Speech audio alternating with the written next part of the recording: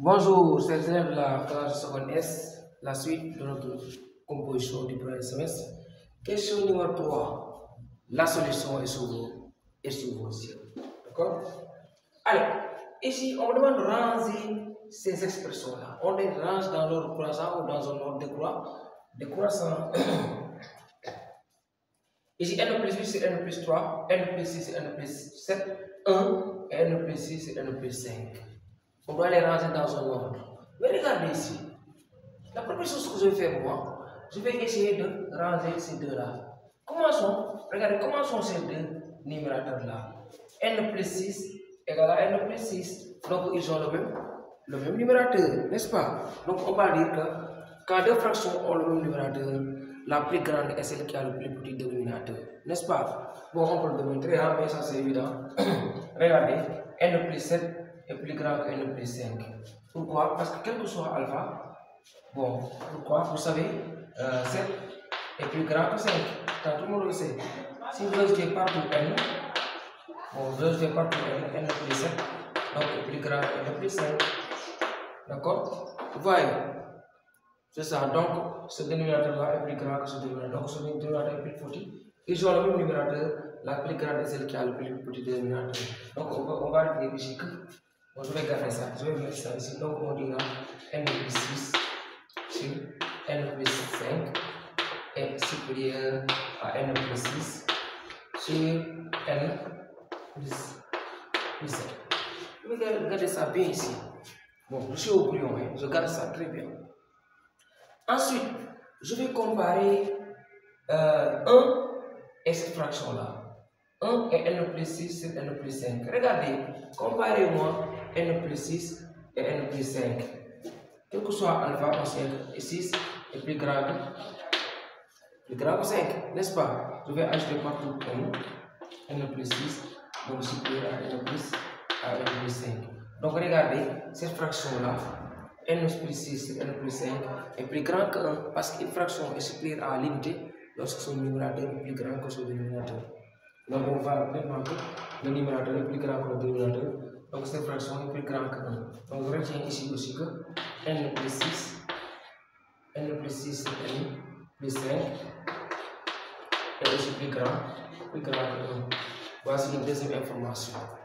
Maintenant je vais comparer 1 et cette fraction-là. Puisque n plus 6 et n plus 5 est plus grand que ça, mais n plus 6 et n plus 5 aussi est plus grand que ça, donc on ne peut pas conclure directement entre 1 et n plus 6 et n plus 7. Mais on peut les comparer. Regardez, donc je vais comparer celui-là et 1. Je vais dire ici, regardez, 6 est inférieur à 7, tout le monde le sait. Donc si je joue partout n plus 6, ça sera aussi inférieur à n plus 7. Ça veut dire quoi? Ça veut dire que cette fraction-là est plus petite que 1, parce que tout simplement son numérateur est plus petit que son dénominateur. D'accord? Donc il est plus petit que 1. Donc je dis ici petit 3 que n plus 6 sur n plus 7 est inférieur tout simplement à 1. Inférieur à 1. Voici une troisième information. Il me reste maintenant, bon, d'après ces trois informations-là, on dira donc que, regardez, celui-là, bon, je vais écrire ça ici. Donc n, d'après ce qu'on a, n plus 6 sur n plus 5 est supérieur à n plus 6 et n plus 7. Mais ce n plus 6 et n plus 7 là, il est plus petit que 1. Même si celui-là aussi est plus grand que 1, donc je vais dire supérieur à n plus 6 sur n plus 7. Bon, à 1 d'abord parce que 1 est plus grand que celui-là, supérieur à 1, mais 1 aussi est supérieur à n plus 6 sur n plus 7. Voyez, donc n plus 6 sur n plus 5 est plus grand que 1 parce que le numérateur est plus grand que le dénominateur. Ici, 1 est plus grand que ça parce que son numérateur est plus petit que son dénominateur. D'après ces trois informations-là.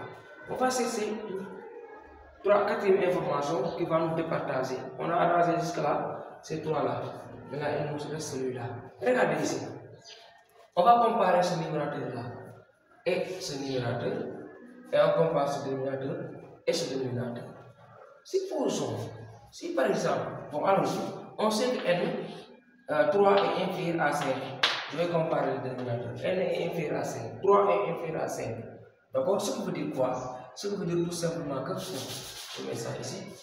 ou ici au brouillon, ici au brouillon encore, je vais dire 3 est plus petit que 5. Donc si j'ajoute n partout, n plus 3 est plus petit que n plus 5. Donc ce dénominateur-là est plus petit que ce dénominateur. On va comparer leur numérateur. Je dirais que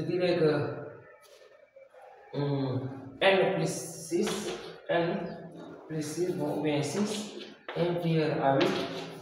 Si j'ajoute partout n plus 6 inférieur à n plus 8, ça veut dire quoi? Donc n plus 8 est plus grand que n plus 6. Regardez ces deux fractions. Ce numérateur est plus grand que ce numérateur et ce dénominateur est plus petit que ce dénominateur.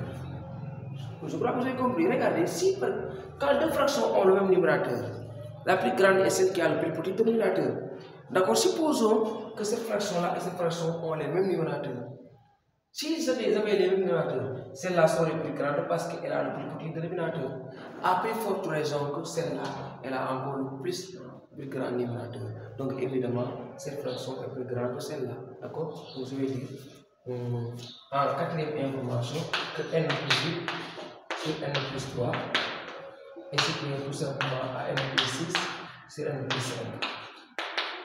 Quatrièmement. Donc, d'après ce quatrième-là, c'est n plus 6 et n plus 5 là est plus grand pour tout le monde, alors que n plus 8 sur n plus 3 est plus grand que lui. Donc, finalement, il est le plus grand pour tout le monde. Donc, je vais écrire n plus 8 finalement sur n plus 3 supérieur à celui-là, n plus 6 sur n plus 5 supérieur à 1 et supérieur à son tour n plus 6 sur n plus 6. Voici une proposition de démarche pour démontrer, pour ranger dans l'ordre décroissante ces termes-là. C'est une bonne proposition. Mais sinon, on peut passer par ailleurs encore. En mathématiques, il y a beaucoup de choses à faire, à mettre en considération. Et surtout, vous avez plusieurs sommets à suivre. L'essentiel, c'est d'arriver à une bonne destination et de ne pas inventer.